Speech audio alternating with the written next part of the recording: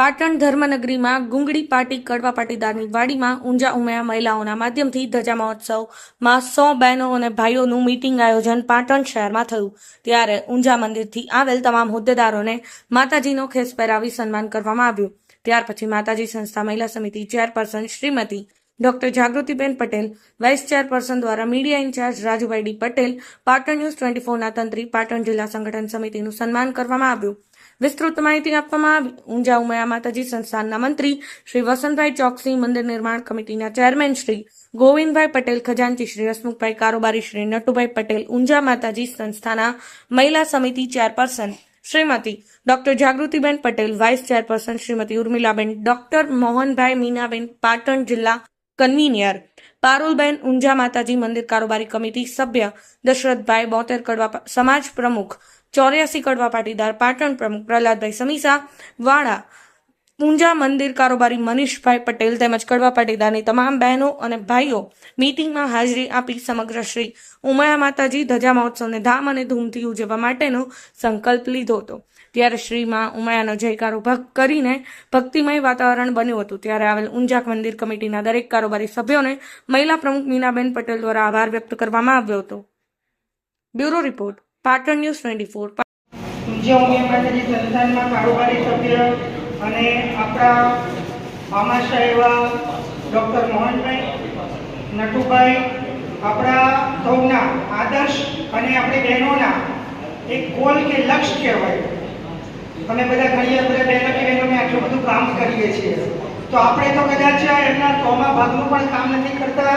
એવા આપણા બધાના લક્ષ્યમાન એવા જાગૃતિબેન, એમના સતત મદદરૂપ થતા એવા ઉર્મિલાબેન અને પાટણના આપણા દરેક કામની અંદર સહભાગી એવા મોહનભાઈ, મનીષભાઈ અને પ્રહલાદભાઈ અને આપ સૌ પ્રમુખ મિત્રો, ભાઈઓ અને બહેનો.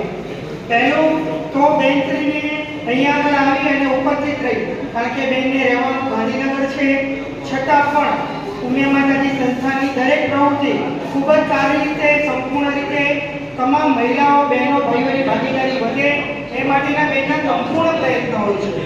હમણાં સાહેબશ્રી કીધું એ પ્રમાણે કે આપણે જે કામ કરીએ છીએ, હમણાં 168 કલાકની ધૂન ઊંઝામાં યોજાઈ, એ અંતર્ગત આપણે પાટણમાં પણ એક સરસ મજાનો 12 કલાકનો ધૂનનો પ્રોગ્રામ રહ્યો અને એ પ્રોગ્રામ અમારો સફળ રહ્યો.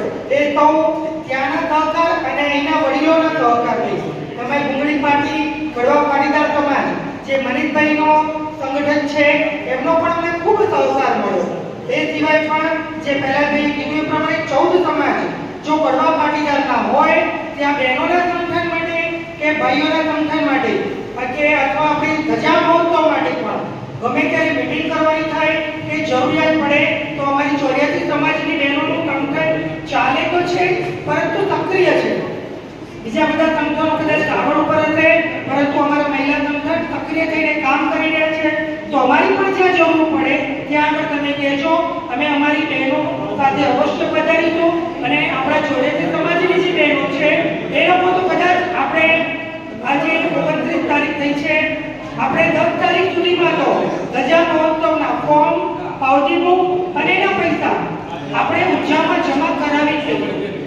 પાટીદાર સમાજનો હોય પણ હંમેશા એક ભામાશા દાતા સ્વરૂપે માર્ગદર્શક તરીકે માતાજી સંસ્થાના કારોબારી સભ્ય તરીકે પણ આજે ઉપસ્થિત એવા વડીલ આદરણીય ડૉક્ટર મોહનભાઈ સાહેબ સાથે મનીષભાઈ, આપણા માતાજી સંસ્થાના કારોબારી પ્રહલાદભાઈ, 84 સમાજના પ્રમુખ, 72 સમાજના પ્રમુખ આદરણીય શ્રી દશરથભાઈ, નરેન્દ્રભાઈ, નામ લેવા વિશે તો લગભગ બધાનો પરિચય છે.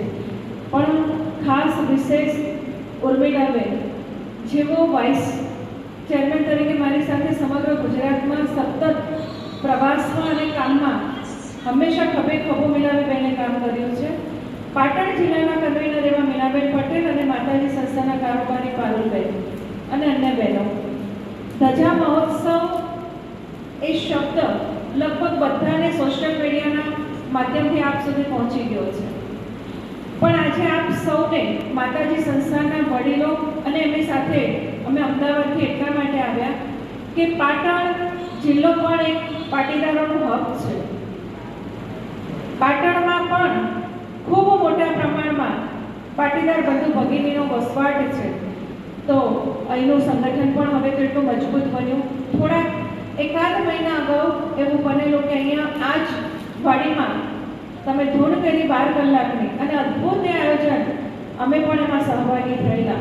અમને વિશ્વાસ છે કે આજે જે માતાજી સંસ્થાનનો અવસર આવ્યો છે એ અવસરને ઉજળો બનાવવા માટે પાટણના સંગઠનના ભાઈઓ બહેનો પાછું વળીને નહીં જુએ એવી અમને અતૂટ વિશ્વાસ શ્રદ્ધા છે.